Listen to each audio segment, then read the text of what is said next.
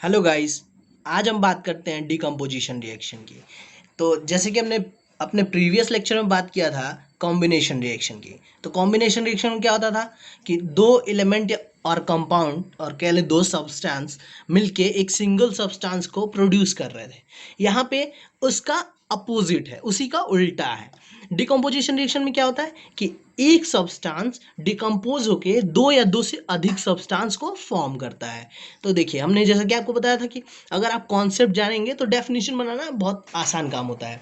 अब देखिए, जैसे कि हम एग्जाम्पल से कॉन्सेप्ट समझते हैं और फिर उसके बाद से हम बताएंगे कि डिकम्पोजिशन रिएक्शन का की डिफिनेशन हम कैसे लिखेंगे। चलिए हम एग्जाम्पल की बात करते हैं। अब जैसे कि हम देखते हैं कैल्शियम कार्बोनेट, लाइमस्टोन, आप जानते होंगे, नहीं जानते होंगे तो मैं फॉर्मूला लिखता हूँ। देखिए, CaCO3, ये सॉलिड फॉर्म में होता है। क्या नाम है इसका? Calcium carbonate. कैल्शियम कार्बोनेट, इसको हम और क्या बोलते हैं? लाइमस्टोन।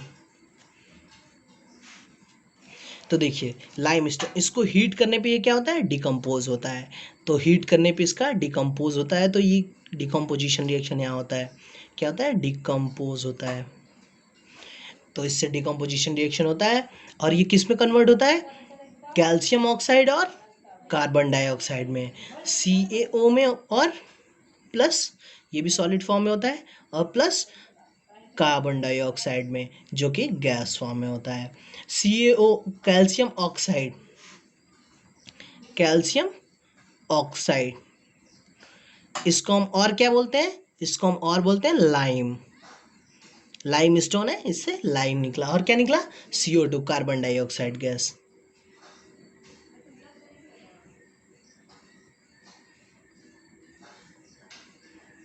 ठीक।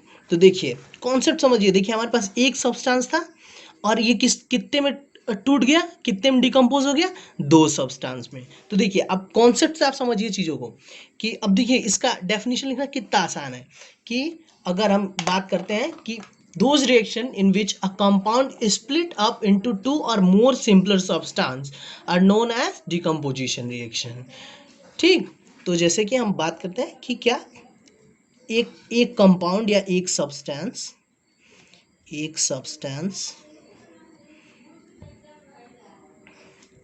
स्प्लिट हो टू और मोर सब्सटेंस में, तो उस रिएक्शन को हम क्या कहते हैं? उस रिएक्शन को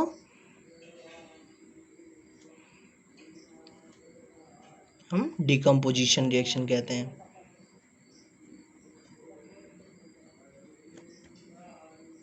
डिकम्पोजिशन रिएक्शन कहते हैं। देखिए कितना आसान है डेफिनेशन बनाना। डेफिनेशन बहुत ही, मतलब आप अगर कॉन्सेप्ट आपको पता है तो डेफिनेशन आप बहुत आसानी से बना सकते हैं। अब देखिए, हम बात करते हैं कि डिकम्पोजिशन रिएक्शन बेसिकली तीन तरीके से हो सकता है। ठीक। तो वो तीन तरीकों के बारे में हम बात कर लेते हैं। चलिए हम बात करते हैं डिकम्पोजिशन रिएक्शन के तीन तरीकों के बारे में। तो चलिए हम बताते हैं डिकम्पोजिशन रिएक्शन के तीन तरीके कौन कौन से। पहला है थर्मल, थर्मल डिकम्पोजिशन।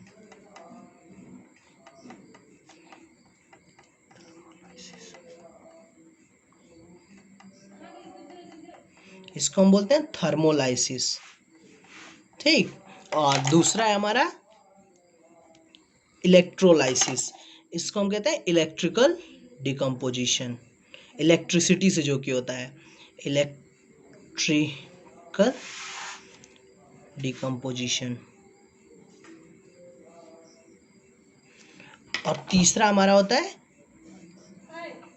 फोटोलाइसिस। यह है थर्मोलाइसिस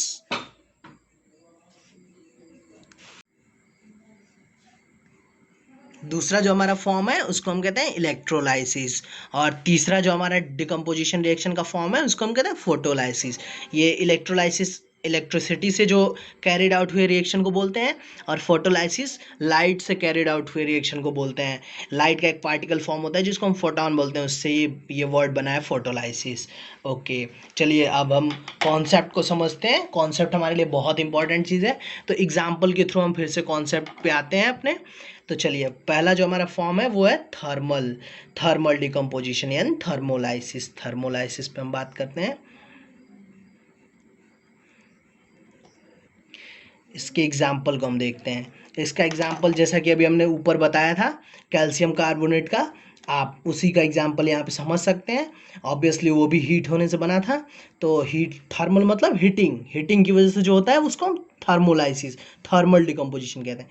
ठीक, तो CaCO3 कैल्शियम कार्बोनेट, इसको हीट करने पे क्या बनता है, अभी आपने पढ़ा है लाइम बनता है, ये लाइम स्टोन होता है। लाइम बनता है कैल्शियम ऑक्साइड, ये सॉलिड फॉर्म में होता है, ये भी सॉलिड फॉर्म में निकलता है, और प्लस इसके साथ एक गैस निकलती है, कौन सी, CO2 gas, carbon dioxide gas. ठीक, ये होता है हमारा क्या, लाइम स्टोन, और ये हमारा क्या निकलता है, लाइम। ठीक, अब दूसरा जो है हमारा इलेक्ट्रोलाइसिस पे हम बात करते हैं। इसको भी हम एग्जाम्पल के कॉन्सेप्ट से समझते हैं। इसका एग्जाम्पल देखते हैं हम। इसका एग्जाम्पल क्या है हमारे पास, अब चलिए जैसे आपने पानी बहुत सुना होगा, पानी तो कॉमन चीज़ है, तो पानी को ही हम अपने इलेक्ट्रोलाइसिस से डिकम्पोज करते हैं। ठीक, तो चलिए हमारे पास है H2O, ये क्या है, पानी है। पानी क्या है, पानी है, लिक्विड फॉर्म में है, तो ऑब्वियस की बात है पानी लिक्विड फॉर्म में होता है। इसको हम अब क्या करते हैं, इलेक्ट्रिसिटी इसमें पास करते हैं, हाई इलेक्ट्रिसिटी जब हम पास करेंगे तो क्या होगा,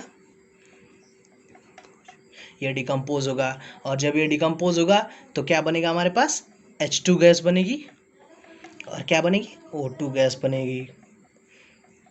ठीक, अब देखिए हाइड्रोजन ऑक्सीजन तो बन गया, ठीक, लेकिन देखिए क्या है, यहाँ पे एक ऑक्सीजन है और यहाँ पे दो ऑक्सीजन निकल रहा है, तो क्या है यहाँ पे इंपॉर्टेंट कॉन्सेप्ट क्या है, इक्वेशन को बैलेंस करना। इक्वेशन को बैलेंस करना बहुत इंपॉर्टेंट होता है, जैसे कि हमने पिछले लेक्चर में हमने बताया था। तो यहाँ पे दो ऑक्सीजन है, तो हम यहाँ पे दो ऑक्सीजन बना देते हैं। चलिए हमने बना दिया। अब देखिए जब हमने इसको दो ऑक्सीजन बनाया तो यहाँ पे H कितने हो गए हमारे पास, H हमारे पास हो गए 4, 2 ये और इंटू 2 ये, और जबकि हमारे पास इस साइड कितने हैं, H 2 ही हैं, तो हम 2H और बना देंगे इस साइड, तो क्या हो गया, अब इक्वेशन बैलेंस हो गई। ये बहुत इंपॉर्टेंट चीज़ है। ठीक, अब चलिए हम बात करते हैं तीसरे वाले पार्ट की। तीसरा जो हमारा टर्म है वो क्या है, फोटोलाइसिस। लाइट की वजह से जो कैरिड आउट हुए रिएक्शन होते हैं उनको क्या कहते हैं, फोटोलाइसिस।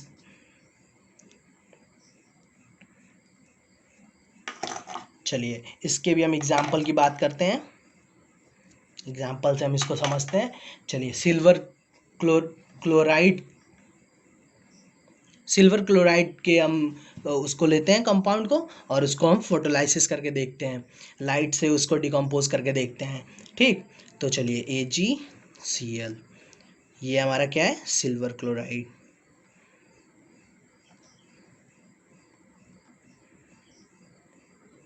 अब इस पे हम इसमें हम लाइट से इसका क्या करते हैं, डिकम्पोजिशन करते हैं, तो हमारे पास क्या मिलेगा हमको, Ag मिलेगा plus silver plus Cl2 chlorine gas मिलेगी। ठीक, अब देखिए यहाँ भी देखिए हमने अभी आपको ऊपर बताया क्या है, इंपॉर्टेंट चीज़ क्या है, केमिकल इक्वेशन को बैलेंस करना। यहाँ पे हमारे पास Cl कितना है, 2 है, यहाँ पे हमारा Cl कितना है, इस साइड 1 है, तो इसको भी हम 2 बना लेते हैं। अब देखिए यहाँ भी एक चीज़ और रह गई, क्या, यहाँ पे अब Ag हमारे पास जो सिल्वर था वो 2 हो गया, लेकिन यहाँ पे Ag हमारे पास कितना है, 1 है, तो इसको भी हम 2 बना लेते हैं। ये हमारा सॉलिड फॉर्म में होगा, ये भी हमारा सॉलिड फॉर्म में होगा। तो उम्मीद करता हूँ कि आपको ये लेक्चर समझ में आया होगा, और अगर समझ में आया हो तो सब्सक्राइब कीजिए और ज़्यादा से ज़्यादा शेयर कीजिए ताकि ज़्यादा से ज़्यादा लोग हमसे जुड़ें। धन्यवाद।